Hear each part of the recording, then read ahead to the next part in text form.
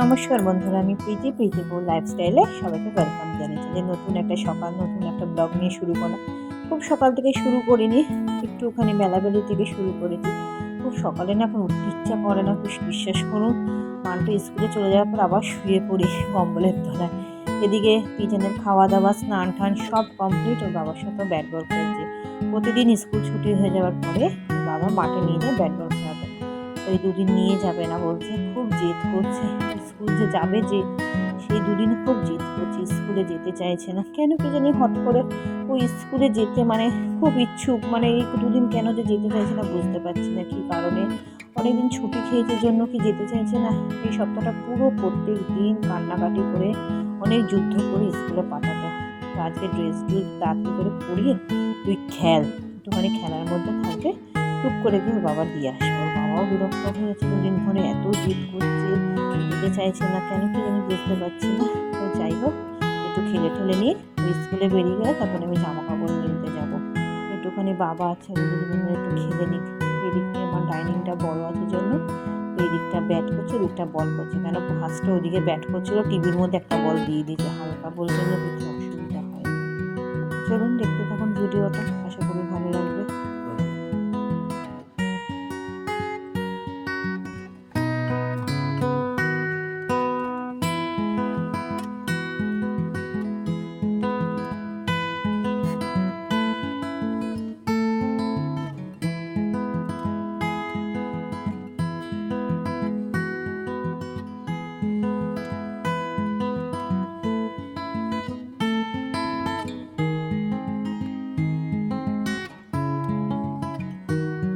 তিজান বেরিয়ে গেছে, অনেক যুদ্ধ করে পাঠালাম। এবার যাচ্ছি ছাদে জামা কাপড় মেলতে। একটা কথা বলার ছিল, সেদিনকার ভিডিওর দ্বারা দুটো কথা বলেছিলাম, তো অনেকে কমেন্ট বক্সে জানিয়েছো যে দিদি ভাই ঠিকই বলেছো, যে শুধু লোক খেতেই জানে, খাওয়াতে কেউ জানে না। তো আমি সেই উদ্দেশ্যে কাউকে কিছু বলছি না। আমার শ্বশুরবাড়ির প্রত্যেকটা সদস্য খুব ভালো, সব যারা আমরা খুব ভালো। আমরা প্রত্যেকটা যা খুব মিলমিশে থাকি। হ্যাঁ, সবাই একসাথে খায় না, আলাদা খায়, কিন্তু আমরা সবাই খুব মিলমিশ থাকি। কোথাও যাই একসাথে যাই। আমার শ্বশুরবাড়ির সম্বন্ধে আমি বলছি না, আমি কয়েকজনের কথা বলছি। ওরা খুবই ভালো, মিথ্যা কথা কেন বলবো। আপনারা তো ভিডিওতে দেখেনি, সবই মোটামুটি যা দেখাচ্ছে, কেউই খারাপ না। এই দেখুন, হাতের 5টা আঙুল সমান হয় না, সব কিছু মিলিয়ে আমাকে চলতে হয়। আমিও খারাপ, তারাও ভালো, তারাও খারাপ হয়, আমি সেটা বলছি না। সবাইকে নিয়েই চলতে হয়। আমার শ্বশুরবাড়ির প্রত্যেকজন মানুষ ভালো। আর আমার মেজো জায়ের তো সত্যি কথা বলতে তুলনাই হয় না।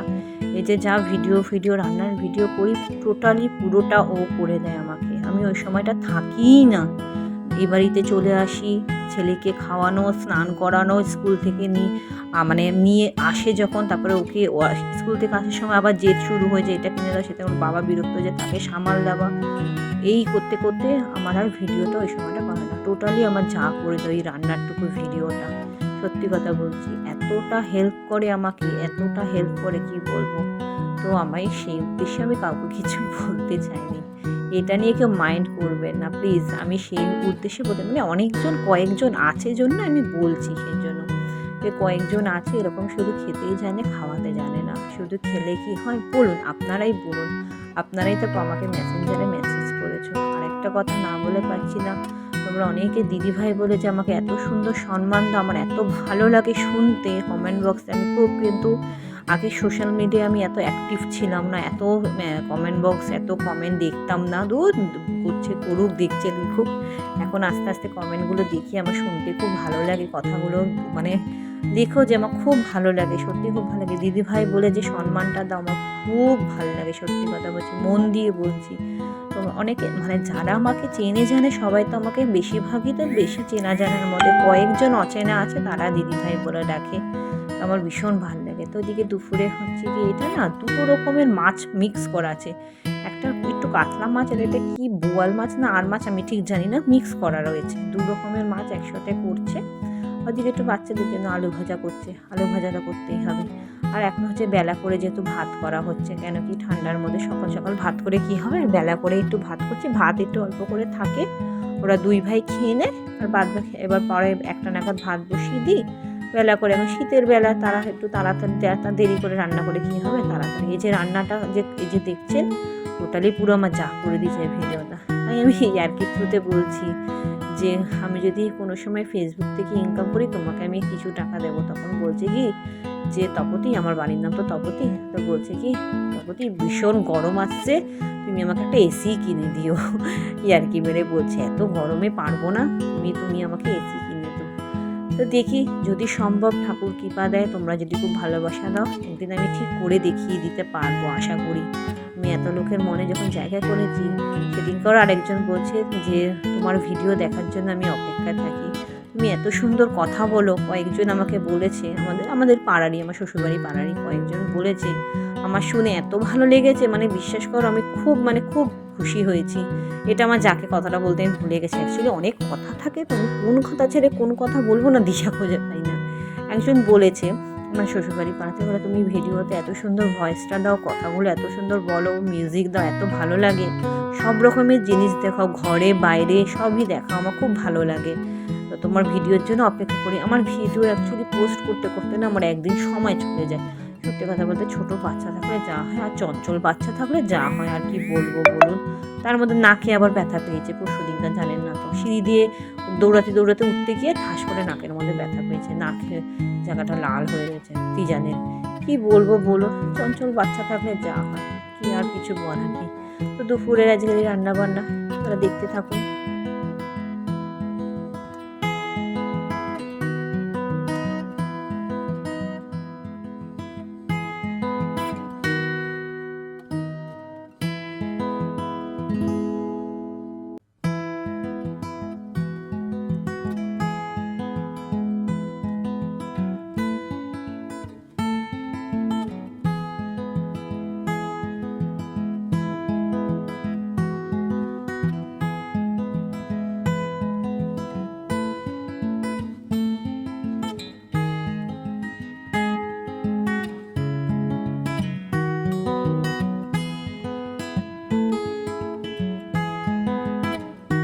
প্রায় রান্না শেষের পথেই লাউ শাক হয়েছে, মাছ ওই যে বললাম না 2 রকমের মাছ মিক্স করা ছিল, এই মাছ আর মূলো ঘন্ট।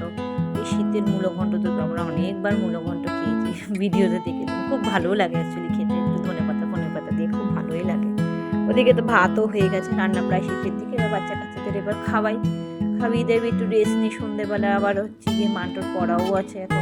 এখন তো দুদিন যখন আমার শাশুড়ি মা পুজো দিচ্ছে, অনেকে বলেন আপনারা পুজো দেন না, হ্যাঁ সবই দিই, আমরা বাঙালি পুজো না দিয়ে থাকতে পারি।